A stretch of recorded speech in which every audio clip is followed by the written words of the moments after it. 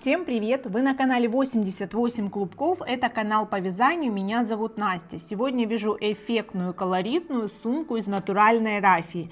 Использую нить бренда Вяжи еще. Это 100% вискоза, нежная и натуральная нить. Мне потребуется 400 метров. В одном мотке 100 метров пряжи. Также я приготовила основу, центральная часть, которая будет служить каркасом моего изделия. Основа из кожзама. Размеры по длинной стороне 52 сантиметра. Ширина моей заготовки 17 сантиметров. Здесь уже готовые ручки. Также приготовила сантиметровую ленту. На каждом этапе озвучиваю количество петель, рядов и размеры заготовок в сантиметрах. Клей потребуется для того, чтобы соединять пряжу стык в стык. Использую самый простой клей-карандаш. Ножницы и вязать буду крючком 3,5 мм. Результат просто обалденный. Все необходимые ссылки и полезную информацию оставляю в описании под этим роликом. Подписывайтесь, ставьте лайки, переходим к работе. Производитель советует не открывать пряжу полностью, она в термопаке. Прокалываю и просто достаю нить из центра намотки. Так она ни на каком этапе вязания не запутается. Нить легкая, нежная. Если выберете рафию из целлюлозы, изделие будет более грубым, но лучше будет держать форму. Набрасываю нить на ладонь, оборачиваю, минуя мизинец, вставляю крючок под нижнюю нить и подхватываю верхнюю. Фиксирую рабочей нитью первый столбик круга. В это кольцо мне необходимо провязать в общей сложности 12 столбиков без накида.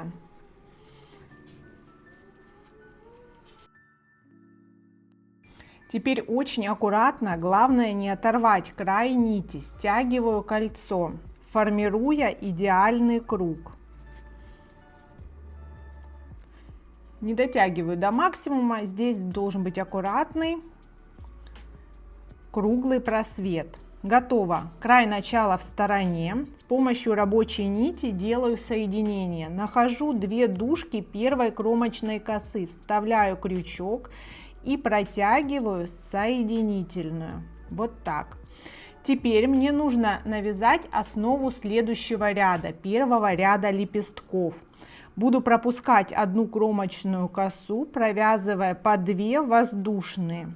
Следующий ряд провязан петлями по 2. Вот в эту я соединялась.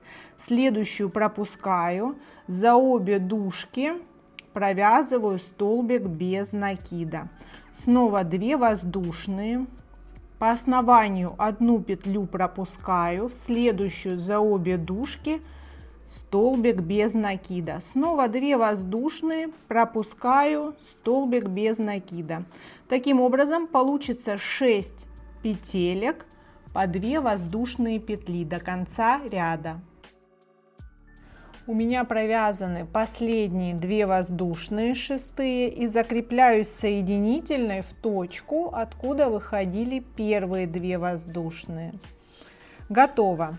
Теперь в каждую из 6 петель мне нужно провязать лепесток. Первая точка, первые петли воздушные. Вынимаю рабочую петлю, провязываю основание первого столбика и воздушное. Поднимаюсь на высоту ряда. Здесь этот край смазываю немного клеем карандашом и после этого ввязываю. Так он закрепится надежнее. Провожу эту линию, этот край ввязывается, накид, в это же окно столбик с одним накидом. Снова накид, в эту же точку столбик с одним накидом. Так мне нужно провязать 4 столбика с одним накидом в каждую петлю. 3 подъемный не считаю и 4. Вот такой лепесток получается. Подъемный столбик 1, 2, 3, 4 столбика с одним накидом. Теперь 2 воздушные и закрепляюсь в это же окно столбиком без накида. Вот так смотрится один лепесток. Теперь столбиком без накида перехожу в следующее окошко, следующие 2 петли. Воздушная, поднимаюсь на высоту ряда, накид, 4 столбика с одним накидом в это окошко. Второй, третий. Если тесновато, можно немного пододвинуть столбики.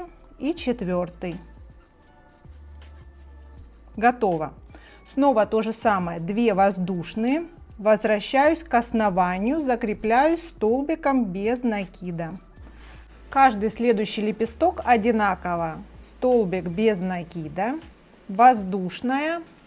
И так продолжаю, пока не провяжу в каждое из 6 окошек одинаковые лепестки. У меня завершается 6-й лепесток, провязано 2 воздушные, и в эту же петлю я закрепляюсь столбиком без накида. Готово. Переворачиваю работу. Следующим рядом мне нужно сделать петли на следующий ряд лепестков. Интересно, что эти петли будут у меня в шахматном порядке. Я буду их провязывать между петлями позапрошлого ряда. Здесь, здесь, здесь. Это именно та петля, 2 кромки, которую я пропускала после первого ряда. Только по изнанке. Здесь сейчас нахожу эту петлю, вставляю крючок и провязываю столбик без накида. Далее 1, 2, 3 воздушные, лепестки будут больше, соответственно и петли воздушных больше. Нахожу следующую петлю, за обе дужки цепляю ее с изнанки, столбик без накида. Далее 1, 2, 3 воздушных. Двигаюсь дальше, нахожу следующую петлю, вот она, между точками, на которой крепилась прошлая петля. Столбик без накида. 1, 2, 3. Следующая и так далее. У меня должно получиться 6 петель в круг.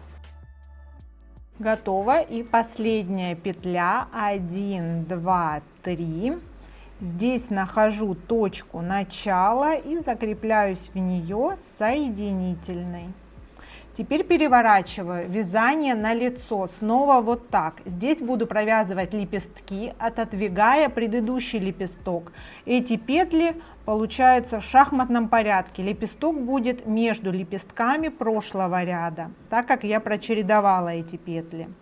Здесь сейчас поднимаюсь на высоту ряда, 2 воздушные, и столбики в эти окна будут провязываться с 2 накидами. 2 накида на крючок, ныряю в окошко и провязываю столбик с 2 накидами по 2 петли. Снова 2 накида, ныряю в окно, 2 петли, 2 петли, 2 петли.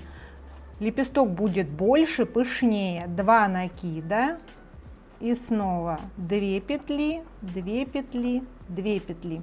В каждое окошко так мне нужно провязать 5 столбиков с 2 накидами.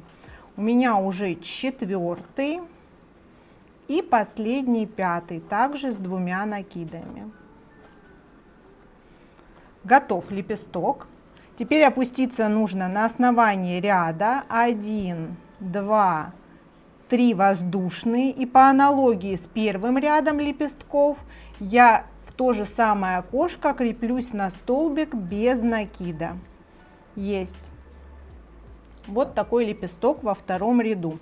Здесь перехожу снова в следующее окошко столбиком без накида.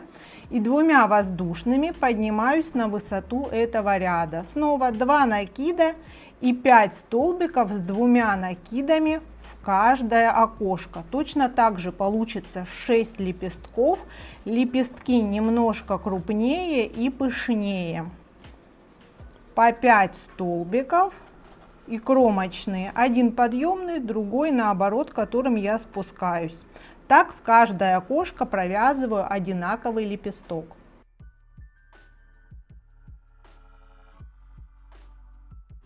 Последний лепесток завершается по аналогии, 3 воздушные, и закрепляюсь в ту же точку, куда он был провязан, столбиком без накида.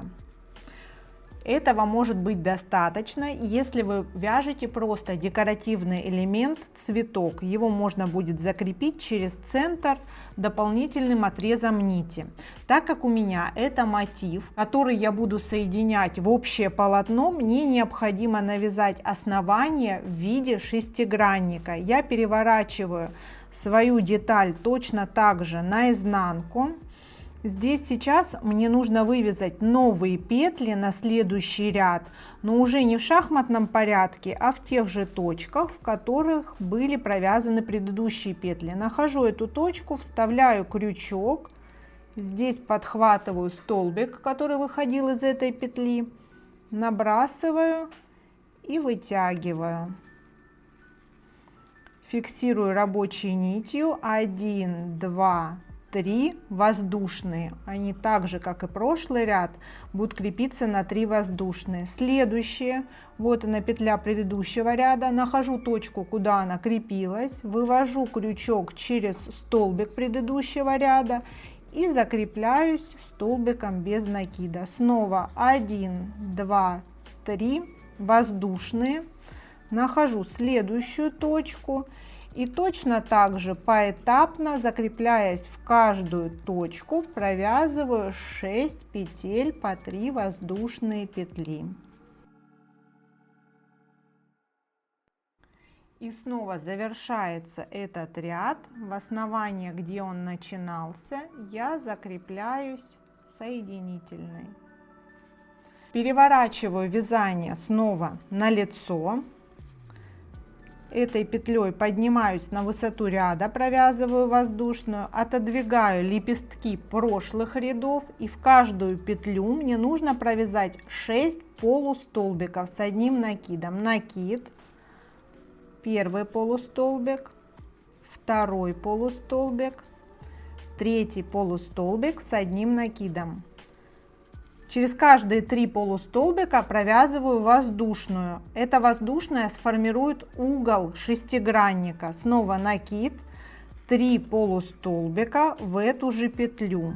Первый, второй, третий. Таким образом угол сформируется прямо по центру прошлого лепестка, то есть в шахматном порядке. Здесь теперь на переходе от окошка к окошку я провязываю полустолбик в столбик, который находится между петлями. Готово. Снова накид, полустолбик 1, второй, третий. Угловая точка, воздушная петля. Снова 3 полустолбика в эту же петлю. Второй, третий. У меня переход, сюда также полустолбик в основании. И так далее. Получается, между угловыми точками шестигранника у меня 7 полустолбиков. Вот угол, вот угол. Углы приходятся на центр петли, которые я заложила для вывязывания этого шестигранника. Продолжаю в том же духе. И завершается этот ряд в полустолбик, в соединение между петлями. Провязываю. Здесь можно укоротить нить коротко или длинно, оставив запас для соединения моих мотивов. Вот на нескольких цветах из 18 я оставляю длинную нить. Вытягиваю нить полностью. И здесь нахожу первую кромочную косу этого ряда, увожу нить туда и возвращаю в исходную точку, наизнанку. Вот шестигранник, который у меня получился. Можно хорошенько отпарить лепестки и нить займет свои места. Вот у меня отпаренный цветочек есть, смотрится он поаккуратнее, точно так же с шестигранным основанием. Мне потребуется 9 цветков на одну сторону изделия и 9 на другую. Вяжу 18 мотивов. Готово. Теперь необходимо соединить их по 9. 9 в сторону. Остальные сформируют одну половину изделия. Первый ряд 2 цветка, второй ряд 3 цветка и третий ряд 4 цветка. Трапециевидная деталь у меня получится. Если сейчас на этом этапе перевернуть детали, то можно увидеть, какими сторонами они соединятся. Вот здесь стык в стык, далее здесь соединятся углы стыковочным швом, здесь вот полностью шестигранники стыкуются друг с другом, здесь, ну и соответственно с этой стороны то же самое. Угловыми частями вниз они состыкуются с этой стороны. Начать можно снизу. Беру деталь с отрезом нити, с запасом нити и прокладываю стыковочный шов с этой стороны. Вставляю крючок в угловую точку здесь, в угловую точку здесь, подхватываю рабочую нить и вынимаю петлю. Здесь отодвигаю лепестки. Эти стороны у меня везде одинаковые, напомню, между углами шестигранника по 7 петель. Следующая дальняя полупетля по кромке, вставляю крючок. Здесь соответствующая полупетля по кромке, вставляю крючок. Вытягиваю рабочую нить и соединительная. Снова полупетля с одной стороны, полупетля с другой стороны, рабочая нить и соединительная, сверху снизу соединительная. Шов можно проложить любым удобным способом. Мне кажется, самый красивый и гармоничный соединительными в полупетле кромочной косы. Его также можно потом отпарить, полотно становится более послушным и ровным. Здесь я подхожу к угловым точкам. Угловые точки могут быть задействованы и по сшиванию этих сторон, и уже по сшиванию вот этих сторон. Вот здесь сейчас, не прерывая нити, я вкладываю следующую угловую точку, подхватываю здесь угловую точку и соединительная. Далее буду вводить новую нить для тех швов, для которых нет запаса нити. Ниточка тонкая, прячется очень хорошо. Продолжаю полупетля с одной стороны, с другой. И контролирую, куда какую деталь вшить. Это у меня сейчас идет первый ряд, второй ряд, здесь еще пришьются 2 детали, напоминаю.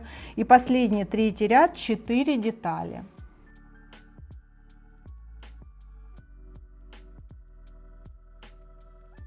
Первая половина деталей состыкована. Сзади это смотрится так. Кое-где я спрятала ниточки. Те, которые оставались от боковых швов, оставила, они вяжутся обвязкой. Сейчас внимательно. По периметру моей заготовки у меня есть углы, высокие точки и низкие точки, провалы. Вот следующим рядом мне нужно выровнять край по всем сторонам моей заготовки, для того, чтобы не было угловатостей и провалов. Я не укоротила последнюю нить, которая состыковала шов, и ей и продолжаю работу. Образую петлю, поднимаюсь на высоту необходимого ряда вровень высокой точки. Мне потребуется 1, 2, 3 воздушных, достаточно. Теперь на пути к высокой точке мне нужно проложить столбики с 2 накидами, столбики с 1 накидом, полустолбик с 1 накидом, и в верхнюю точку я приду столбиками без накида. Таким образом будет выровнен край.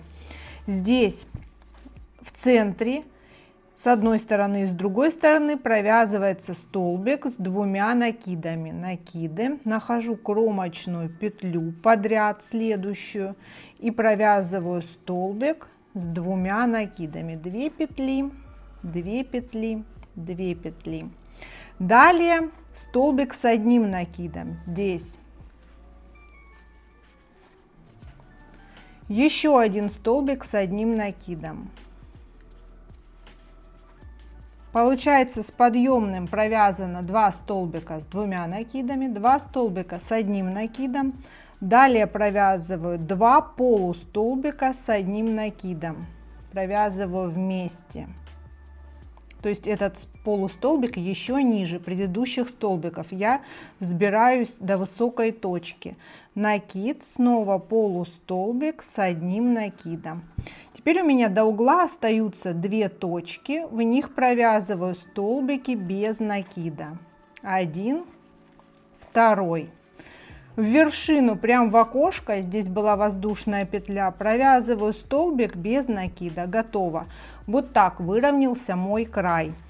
Далее все по аналогии. Снова спускаюсь в нижнюю точку. Снова здесь симметрично провязываю 2 столбика без накида. 1, 2. Потом 2 полустолбика с 1 накидом. 1, 2. Далее 2 столбика с 1 накидом. 1, 2. И далее у меня идет низкая точка. В этой самой низкой точке мне нужно провязать 3 столбика подряд с 2 накидами. Накид, накид, кромочная петля, 1, накид, накид, в центральную точку прям прокалываю ее, провязываю столбик с 2 накидами. И уже следующая деталь, этот край ввязывается в полотно, накид, накид, за обе дужки хорошенько подхватываю петлю и столбик с 2 накидами. Вот так это выглядит. При отпаривании поправлю все, сравняю, это будет ровная линия. Здесь все повторяется снова. По 2 столбика с 1 накидом, 2 полустолбика, 2 столбика без накида, вершина. И также спускаюсь в низкой точке, у меня 3 подряд столбика с 2 накидами. Так продолжаю, здесь только в углу будет иначе. Вяжу сейчас до угла, у меня 1 вершина, провал, вершина. Я подхожу к первой точке трапеции по длинному основанию. По изнанке смотрится так. Вот этот ряд, который сглаживает края. Здесь есть угол у моего шестигранника. В этот угол и буду провязывать угловую точку. Подходя к этому углу, мне нужно немного подняться. Вот здесь была первая угловая точка. Сюда провязано столбик без накида, 2 столбик без накида, 3 столбик без накида. Далее накид, провязываю полустолбик, 1, 2. Вот 2 полустолбика немного вытягивают этот край. Далее столбик с 1 накидом. И далее в эту угловую точку провязываю 3 столбика с 1 накидом. 1, 2, 3. И чтобы сформировать здесь угол, отодвигаю столбики, провязываю воздушную петлю, это угловая точка, и в это же отверстие, в это же окошко провязываю еще 3 столбика с 1 накидом. 1, 2 и 3. Вот такой угол у меня образовался. Здесь продолжаю равнять, как равняла. Накид. Сначала провязываю столбик с 1 накидом.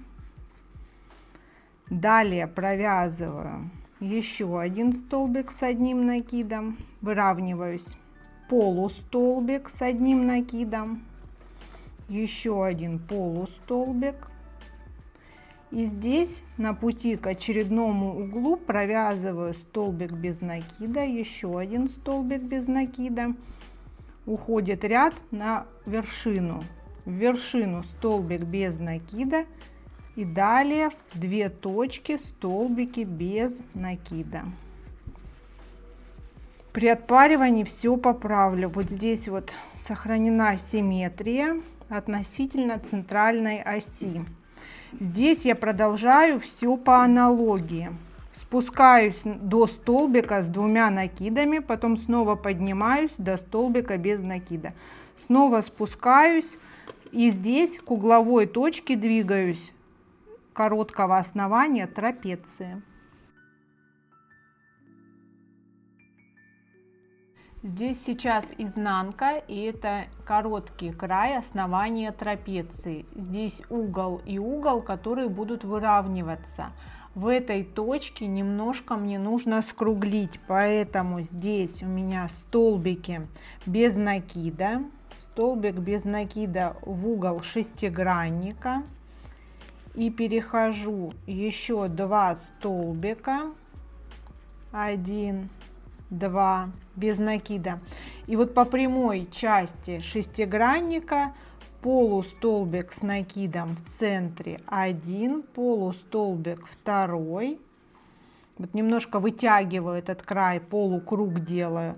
И дальше снова возвращаюсь к столбикам без накидов. 1, 2. И снова угловая точка. Столбик без накида. Вот так немножко я скруглила, сгладила этот поворот по основанию трапеции. И снова возвращаюсь к своему вязанию столбиков высоких и низких на вершинах. Здесь точно так же сглаживаю. По этой ровной стороне в центре провязываю 2 полустолбика с одним накидом. Здесь все точно так же. И с этой стороны угловую точку провязываю как здесь. То есть 6 столбиков с одним накидом в эту угловую точку. По изнанке она вот она.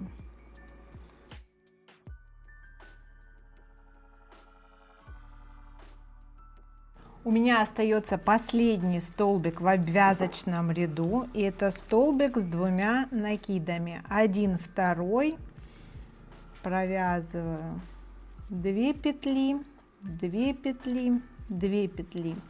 Вот так мне нужно соединить этот ряд. Отрезаю нить с небольшим запасом, вытягиваю полностью, нахожу первую кромочную косу.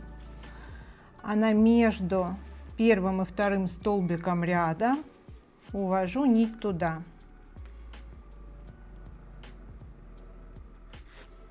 И возвращаю в исходную точку, прячу на изнанке. Таких одинаковых деталей 2. Здесь после отпаривания именно вот этого шва нового, проложенного, равняющего края, здесь прячу нить по изнанке. И хорошенько отпариваю основание, которое только что связала обвязочным выравнивающим швом. Здесь также можно подклеить край. Хорошенько смазываю и увожу его в полотно.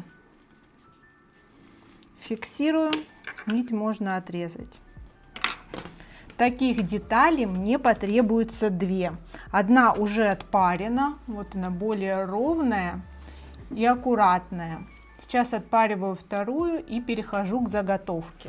На этом этапе работаю с одной половиной. Вставила маркеры в угловые точки, здесь были провязаны воздушные с одной и с другой стороны. Вместе с маркированными точками просчитала кромочные петли здесь и здесь. То есть по длинной стороне от маркера до маркера, это верхняя часть изделия. У меня получилось 117 петель. Возможно, погрешность у вас количество петель может отличаться. По заготовке у меня 40 отверстий. Но я уже примерила, и примерно у меня подходит моя заготовка к моей вязаной части. Поэтому мне нужно Образовать из этих отверстий также 117 петель. Ну пусть в угловые я по 2 провяжу. 120-119 петель мне нужно вывести по этой стороне. Тем же самым крючком в первое отверстие я уже просчитала, что чтобы получить около 120, просто умножить на 3. То есть с каждого отверстия мне нужно провязать 3 петли. 1, 2, для гармоничности провязываю 2, вот так, и 3 воздушная. Снова 1, 2 в то же самое отверстие. И 3 просто воздушная между ними. Так провязываю по одной стороне вдоль всего края. По 2 столбика в отверстие и воздушная между ними. Готово. Теперь в конце ряда петля подъема. Переворачиваю заготовку. И вяжу обратный ряд уже по кромочным точкам. Вставляю крючок за обе дужки, провязываю столбик без накида. За обе дужки столбик без накида. Достаточно компактно. Стараюсь вязать с тем же натяжением нити, с которым обвязывала свою вязаную часть. Здесь у меня получится 120 кромочных петель.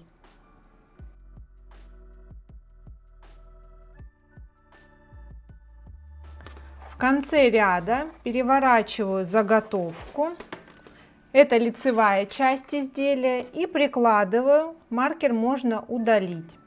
Здесь буду прокладывать шов, как при соединении мотивов с цветами. Можно здесь подхватить полупетлю угловой точки и рабочую петлю увести в нее, хорошенько притянуть. Нить наизнанку. Теперь поочередно буду подхватывать полупетлю дальнюю с одной стороны, полупетлю с другой стороны. Рабочая нить соединительная. И так далее. Полупетля, полупетля, соединительная. Напоминаю, по вязаной части у меня 117 точек. Здесь 120. 2-3 точки я пропущу в районе донышка по центру заготовки, чтобы было незаметно и аккуратно. На одинаковом расстоянии на подходе к донышку, по дну и на переходе на другую сторону. У меня завершается шов, угловые точки с одной и с другой стороны протягиваю соединительной, с небольшим запасом укорачиваю нить, вытягиваю ее полностью и делаю аккуратное соединение в следующую боковую кромочную косу. Возвращаю нить наизнанку. На этом этапе можно хорошенько пропарить швы, которые стыкуют заготовку вместе с вязаной частью. Эта модель сумки смотрится обалденно, фактурная и очень необычная. Есть выбор цветов по фурнитуре и непосредственно по самой нити, по рафии. Итоговые размеры готового изделия: ширина 45 сантиметров, эффективная глубина 25 сантиметров. У меня ушло 400 метров нити. Сумка легкая, прекрасно держит форму. Сюда, возможно, даже по желанию не требуется подкладка. Все аккуратно, ровно и очень стильно смотрится. Подписывайтесь на мой канал. Все необходимые ссылки, напоминаю, остаются в описании под этим роликом. Ставьте лайки, будет много интересных видео. Всем пока!